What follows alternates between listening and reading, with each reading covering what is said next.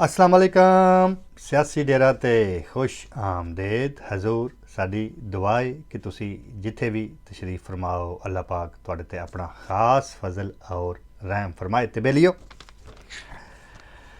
पंजाब हुकूमत हमजा शहबाज शरीफ साहब दी जिहड़ी पंजाब हुकूमत है उहदे आस्ते कोई खतरे दी एक अद्धी घंटी जिहड़ी है वह वजन वाली है। तुहानूं पता है पंजाब पिछले 2-2.5 महीने तो किस तरह उन्होंने बिल्कुल परवेज़ लाई और चंद होर लोग जिहड़े ने उन्हें किस तरह एक जकड़ के रखा होया पंजाब असैंबली नूं भी पंजाब हुकूमत नूं भी, लेकिन कोई बंदा कोई एक्शन नहीं लै रहा। क्योंकि मैं समझना कि अगर पंजाब हुकूमत या वफाकी हुकूमत वो कुछ करना चाहन तो बड़ा कुछ कर सकते हैं। परवेज़ लाई की कोई हैसीयत नहीं, वो बिल्कुल जड़ा इंज ही है जिमें आ पिना थावां ते मुंडे जड़े ने बांटे खेडते फिरते हैं, कोई वैल्यू नहीं, वह कोई वोट नहीं, कोई सपोर्ट नहीं, कोई अग्गा नहीं, कोई पिछा नहीं। लेकिन ज़ाहिरी गल है ये हुकूमत जी है इत्तेहादी हुकूमत है और हजे तक इन्हें अपने पैर नहीं जमाए, क्योंकि ये बड़ियां वजूहात ने जिन हालात दे विच ये हुकूमत तब्दील होकर आंदी है और सारा सिस्टम जिहड़ा है तुहाडे सामने। जदों हमजा साहब जिहड़े ने ये वज़ीर आला बने तो PTI और काफ लीग के जिहड़े ये कैदो साहब ने इन्होंने कोई इंट्रा कोर्ट अपील जिहड़ी है वो दायर कर दी जी ये इलैक्शन जिहड़ा ये नहीं ठीक होया, इनू कलअदम करार दिता जाए। हालांकि हाई कोर्ट के हुक्म के उत्ते ये इलैक्शन होया, हाई कोर्ट के कहण दे उत्ते सारा कुछ होया और उस तो बाद जाके हमजा शहबाज जिहड़ा वो वज़ीर आला पंजाब बनया। लेकिन फिर भी उन्होंने हक है इंट्रा कोर्ट अपील जिहड़ी है वो करनी चाहिए और उन्होंने कर दी। हुण तो ये सूरत हाल नज़र आ रही है बै जिहड़े रिमार्क्स आ रहे हैं अदालत के विचों बै क्यों ना दोबारा ये इलैक्शन कराया जाए हमजा शहबाज का, क्योंकि जी वो जिहड़े 25 अरकान सी उन्होंने विचों कढ़िया जाए, उस रिजल्ट के विचों कढ़ के ते दोबारा जिहड़ा ये इलैक्शन कराया जाए। हुण बंदा हुण पुछे ये जिहड़े साडे प्यारे मिठे जज साहबान ने 25 अरकान अगर तुसीं उहदे विचों कढ़ भी देंदे हो तो PTI दे ही 25 अरकान जिहड़े ने वो घट होने ने ना, वो नून लीग दे ते नहीं होने। लेकिन ज़ाहिरी गल है मजबूरियां हुंदियां ने, मसले मसाइल हुंदे ने, सज्जे खब्बे नौकरियां हुंदियां ने और ये जिहड़ा बेंच है 5 रुकनी बेंच लाहौर हाई कोर्ट का ये दो तुहानूं मैं दसना बै किरदार की ने। एक जिहड़े जज साहब ने उन्हां दा दमाद जिहड़ा वो PTI वालों फैसलाबाद विचों है जिमनी इलैक्शन लड़ रहा है तो एक जिहड़े जज साहब ने वो समझी है ने साकब नसार दे। ये जिहड़ा 5 रुकनी बेंच है ये दो जज जिहड़े ने, लेकिन मैं बिल्कुल ये नहीं कह रहा कि वो कोई इस तरह का फैसला देंगे कि जिहड़ा वो मतलब किसी की हमायत या किसी की मुखालफत। मैं बिल्कुल नहीं ये कह रहा, मैनू पूरा यकीन है उन्होंने वो एक कानून और आइन के मुताबिक जिहड़ा वो फैसला देंगे। तो ये जनाब अगर हमजा शहबाज शरीफ साहब जिहड़े ने उन्होंने उत्ते ये खतरे की घंटी है, ये दिहाड़ी अद्धी च फैसला आना और फैसले दे विच मुमकिना तौर पर वो यही कह सकते हैं अगर तुसी यानी कि फैसला अगर सख्त होए तो वो कह सकते हैं जी दोबारा इंतखाब कराओ। दोबारा इंतखाब की होएगा बई हजे भी हमजा शहबाज शरीफ को 5-6 मैंबर तो ज़्यादा ने, दोबारा इंतखाब होएगा, दोबारा गिनती होएगी, जिहड़ा हाउस के विचों ज़्यादा मैंबर जिहड़े ने लै जाएगा तो वज़ीर आला बन जाएगा। तो ज़ाहिरी गल है हमजा शहबाज शरीफ को हजे भी 4-5 बंदे जिहड़े ने वो ज़्यादा ने। तो इस वास्ते ये अगर सख्त फैसला आएगा तो ये एक घंटी वजेगी, थोड़ी जी हरफली पवेगी, हलचल मचेगी, फिर 3-4 दिन दे विच सारा मामला जिहड़ा ना वो सैटल हो जाएगा। उन्नी देर दे विच 17 जुलाई वाले इलैक्शन जिहड़े ने जिमनी वो भी आ जाएंगे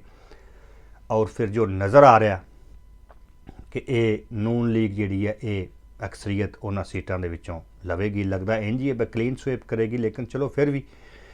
जो हालात ने, जो महंगाई चल रही है, जो प्रोपोगंडा न्याजी साहब कर रहे हैं कि महंगाई इन्हां कीती है तो मैं नहीं कीती,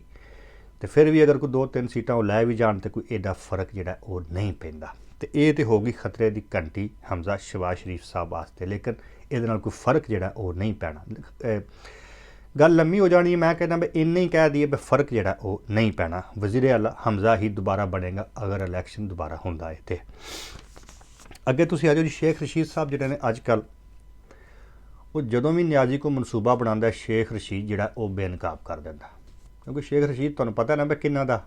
ਏਜੰਟ ਹੈ। ਖੈਰ ਉਹ ਜਿਨ੍ਹਾਂ ਦਾ ਏਜੰਟ ਹੈ ਉਹਨਾਂ ਵੀ ਉਹਨੂੰ ਤੁਦਕਾਰ ਦਿੱਤਾ, ਇਹ ਕੱਢ ਦਿੱਤਾ ਘਰੋਂ ਗੇਟ ਨੰਬਰ 4 ਵਾਲਿਆਂ, ਅਤੇ ਇਹਨੇ ਉਹਦਾ ਮਨਸੂਬਾ ਜਿਹੜਾ ਨਾ ਉਹ ਫਿਰ ਲੀਕ ਕਰ ਦਿੱਤਾ। ਕਹਿੰਦਾ ਵੀ ਜਿਹੜਾ 17 ਜੁਲਾਈ ਨੂੰ ਇਲੈਕਸ਼ਨ ਹੋ ਰਿਹਾ ਨਾ, ਉਹਦੇ 'ਤੇ ਜਨਾਬ ਅਸੀਂ ਇੰਝ ਕਰਨਾ, ਅਸੀਂ ਕਹਿ ਦਿੱਤਾ, ਖਾਨ ਨੇ ਕਹਿ ਦਿੱਤਾ ਲੋਕਾਂ ਨੂੰ, ਵੀ ਤੁਸੀਂ ਪੋਲਿੰਗ ਸਟੇਸ਼ਨ ਨਹੀਂ ਛੱਡਨੇ, ਤੁਸੀਂ ਉੱਥੇ ਮਾਰ ਕੁਟਾਈ ਕਰਨੀ ਹੈ, ਤੁਸੀਂ ਉੱਥੇ ਢੀਂਗਾ ਮੁਸ਼ਤੀ ਕਰਨੀ ਹੈ, ਪੋਲਿੰਗ ਸਲੋ ਕਰਨੀ ਹੈ, मतलब है कि ऐसे ऐसे झगड़े पैदा करने ने कि ना वोट कोई पवे तो ना कोई जिते तो ना कोई मतलब अक्सरीयत लै सके। ये सारा मनसूबा नियाजी ने बनाया, बना के तो उन्हें जी टाइगर फोर्स नहीं सी बनाई, आयो मुंडे तो मुंडे वाली खेड, उन्होंने पैगाम जारी किया जी पोलिंग नहीं छड़ने तो फलां करना तो हंगामे करने ने तो डब्बे चुक के लै जाने ने, तो उन्होंने समझा भी ये कोई खाला जी का वाड़ा। तो ये शेख रशीद जिहड़ा ओहदा इन्हें मनसूबा फिर लीक कर दिता। लीक इस तरह किया भी नियाजी ने यह प्लान बनाया, तो शीदे ने बाहर आके ये प्रैस कानफ्रेंस के दस दिता कि नियाजी ये दींगा मुश्ती लड़ाई झगड़े और दहशतगर्दी जी करना चाह रहा जे, तो अपना ध्यान तुसी जिहड़ा ना ये पूरा कर लो, क्योंकि पूरा ये मनसूबा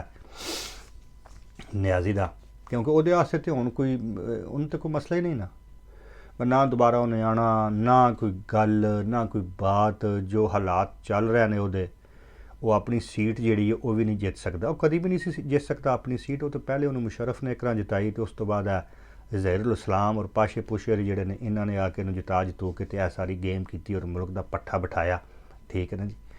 तो इस वास्ते नियाजी का किस्सा मैं बार बार इस तो कहना ख़त्म हो गया, दोबारा ये पाकिस्तान दे विच इकतदार नहीं आ सकता, मैं बार बार कह चुके हैं। तो पता नहीं क्यों जेडे कोई साढ़े मिठे यूथीए ने वो हजे भी सारी गल पैसे लैके बेचारे वीडियो शीडियो करते होंगे ने, तो जो 400 लैके खान आ रहा है तो जा रहा है तो फलां हो जाएगा तो टींग हो जाएगा, तो खान ने ये कह दिता तो फलां कह दिता तो इंज कर दिता तो ओ कर दिता। ऐसी कोई गल नहीं है, सब झूठ जे, ना इन्हें दोबारा आना ना इन्हों किसी ने आन देना, इन्हें ताहयात नहल भी होना, इन्हें जेल भी जाना और यदि पार्टी भी खत्म होनी है। असी बार बार तुहानूं कह रहे हैं टाइम लगना, कई ताकतां ऐसियां हैं जिहड़ियां रुकावट पैदा कर रही, लेकिन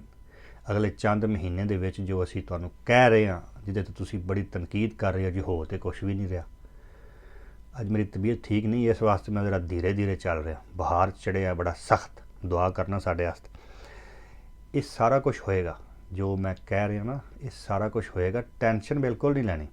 तो ये जनाब हुकूमत पंजाब वास्ते खतरे की घंटी है, मैं 2-4 दिन वास्ते बजेगी अगर दोबारा इलैक्शन होंदा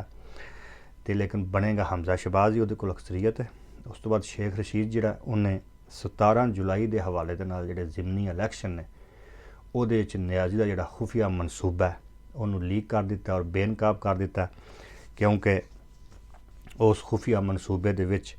नियाजी ने यह प्लान बनाया कि जिन्हें भी पोलिंग स्टेशन होने दे उन्होंने दे उत्ते लड़ाई झगड़े करने ने, पोलिंग स्लो करनी है, ढींगा मुश्ती करनी है और चलन नहीं देनी, और उस तो बाद जिहड़ा ना रौला पाना धांधली का फलां तो ये तो वो तो उना। लेकिन मैनू पूरा यकीन है